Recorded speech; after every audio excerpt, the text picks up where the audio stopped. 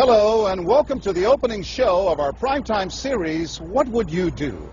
If you see something and you think it's wrong, do you step in or do you step away? What people say and what they do aren't always the same. That's why our hidden cameras are so revealing. In our first scenario, we weren't sure what to expect when our opinionated man behind the counter meets the Muslim woman in a headscarf. Deep in the heart of Texas, at this little roadside bakery, bigotry is being served with a coffee and bacon. Sir, I had a question. No, ma'am. We don't serve Muslims here. I'm sorry? This is America. We're at war with your people. I don't know what you think I am. I'm just trying to get an apple. Well, you're a terrorist is what you are. So... Excuse me? You got to take your business elsewhere. We don't serve your kind here. The other customers at this bakery near Waco seem to hear everything, but they barely look at the Muslim woman, even when the language is tough to take. Get back on the camel and go back wherever you came from. Sir, I'm an American. I was born and raised No, in you're this not. country. Americans don't wear towels on their head. Muslim Americans say these are words they hear all the time in all parts of the country. But here at the bakery, what the customers don't know is that this Muslim woman and the man behind the counter are actors. The bakery is working with us, all part of a primetime hidden camera experiment on prejudice and patriotism. Please take your business elsewhere. Am I asking too much? When no one even tries to help her, she makes a direct appeal. Sir, would you mind ordering me an apple strudel? That's why I'm here. I can give you the money. I have no problem. That's not a problem with me. Please no, sir. Huh? I'm not going to let you order. But when he gives her the cold shoulder, she finally just leaves. You could have helped her out. You could have spoken up. Why not? Me speak up for her? Well, if he would try to do some harm to her or something, then I would have. But why not try to set him straight? I really think that a person that owns his own business should be able to say who they sell to. She's not American. Others seem to agree with our actor as to who's an American and who's not. Is it all based on the way we look? I'm an American citizen. I just would like an apple strudel, please. Well, I'm sorry. Then why don't you dress like an American? You're so This is American. for religious purposes, sir, and I don't think you have any right to say anything. So I'm religious. I don't wear, Halloween costumes around. I mean, am I wrong here, sir? Not me. I run my business the way I want to run. That's right. Don't come in here without shoes and skirt on. This customer is adamant that the man behind the counter is doing the right thing. I'm ready for you. But the fact is, it's against the law to deny service to someone based on their race or religion. My name is John Quinones, and I'm with ABC News. What did you think of what you heard here? I didn't hear anything racist. He told her he wouldn't serve her. Well, he can say he wouldn't serve you if you come in here barefooted without a shirt on. But she wasn't barefoot or without a shirt on. Well, she wasn't dressed right. What do you mean? If I was running a place, I'd do the same thing. You wouldn't let Muslims shop at your store? I sure wouldn't. We never expected customers to be so candid. How do I know you don't have a bomb in there? Watch what happens this time when, once again, our Muslim woman is denied service This is not right. and again leaves. I mean, we reserve the right to not serve. That's right. Certain kind. That's right. That's, I appreciate seeing that. I think that's the first time I've ever seen that. He not only commends the man behind the counter for his discriminatory behavior, but he gives him the thumbs up, not once, but twice, Good job. All right. as he leaves. Sir, could I talk to you, sir, for a second? But when I approach, Sir, we're with ABC News. there is no thumbs up for me. We staged a little experiment in there to see how people would react to that kind of attitude. You're not an American. I am an American. That man took it a bit farther, telling me I'm not an American. He was threatened.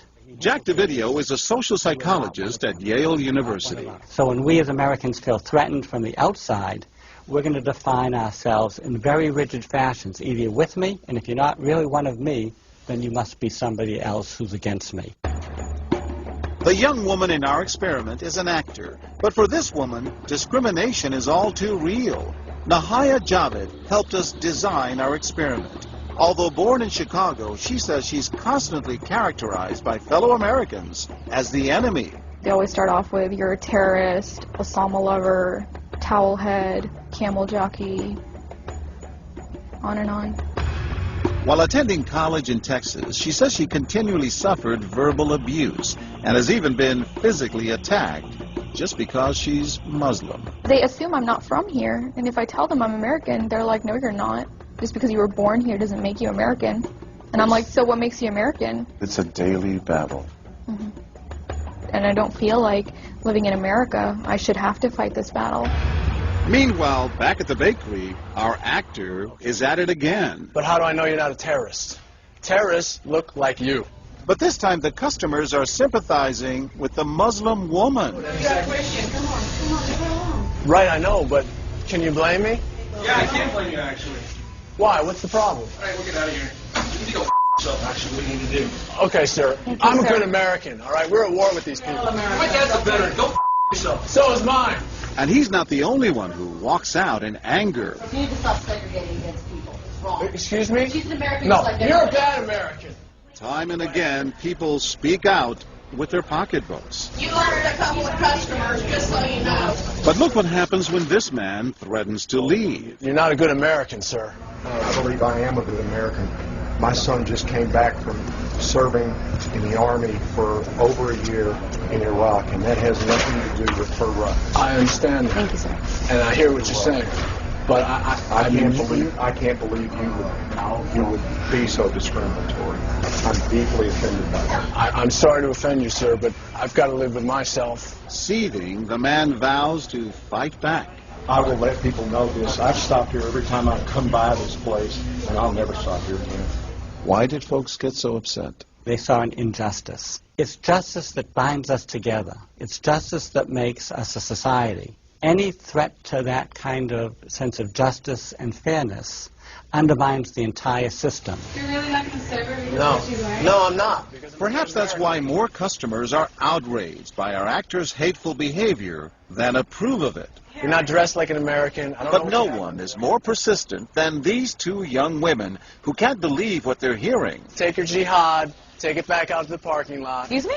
I mean, I got to protect my customers, okay? You're really offensive and disgusting. Well, I'm sorry. I'm just trying to protect you here. Thank because you. you You're don't know what's sick. going on. Like that doesn't mean anything. This is a different How do you know? culture.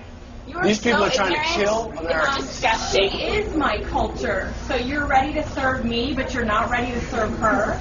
You're obviously dressed like an American. Big deal. She's Muslim. And unlike the others, they don't just leave in anger. They stand their ground. So you're going to regulate what people wear? Yes, because I believe the degree of... No, I'm not the manager. Well, can I speak to your manager? I'm John Quinones with ABC News. It's only when we catch up with our heroines that they finally let their guards down. I'm with my friend who's, Muslim, and it's, I've just seen how people treat them differently. And it really hurts me. Just watching them stand up for what they believe in touches Professor DeVideo. In a way, they defended America. And I was impressed by that, because they wanted this to be a just society, a just place, a just bakery. I'm John Quinones. And remember this man whose son served in Iraq? He's also moved to tears. Every person deserves to be treated with respect and dignity. No matter how they're in every dressed. situation, no matter how they're dressed. Never have we seen reactions so polarized, from a thumbs up for prejudice to an emphatic thumbs down. Go yourself. Two different Americas, both convinced they're patriotic. At the end of the day, 13 people stood up for the Muslim woman, while 6 sided with the clerk. But the majority of the bystanders, 22, did or said absolutely nothing. That's what's most frightening to Muslims like Nahaya, who was watching our experiment. In fact, so frightening that they often avoid going out by themselves. It's really sad because I'm old enough to be able to do things by myself. I shouldn't need a chaperone all the time. But that one time that I'm alone and something bad might happen, I'd rather be safe than sorry.